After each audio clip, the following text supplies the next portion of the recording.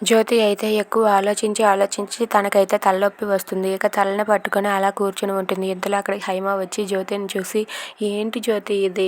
తలనొప్పితో అలా బాధపడుతూ ఉంటే కనీసం నాకైనా చెప్పాలి కదా!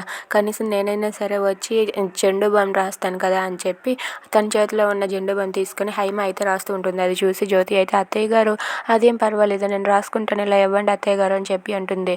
దాంతో హైమ అయితే, "అదేంటి జ్యోతి అలా అంటావు? మీ అమ్మని అనుకో, మీ అమ్మ అయితే మాత్రం నీకు ఇలా రాయిదా ఏంటి చెప్పు" అని చెప్పి జ్యోతికి దగ్గరుండి జెండు బామ్‌నైతే హైమావతి రాస్తూ ఉంటుంది. అది చూసి జ్యోతి ఇలా అనుకుంటూ ఉంటుంది, "అత్తయ్య గారు మీరెంత మంచివారు, అమ్మ లాంటి వాళ్ళు, మా అమ్మ మీరు కన్న కూతురులా నన్ను చూసుకుంటున్నారు" అని చెప్పి అంటూ తన మనసులో అనుకుంటూ ఉంటుంది. ఇంతలో హైమ అయితే, "ఏంటి జ్యోతి నువ్వు దేని గురించి ఆలోచిస్తున్నావో నాకు అర్థం కావటం లేదు.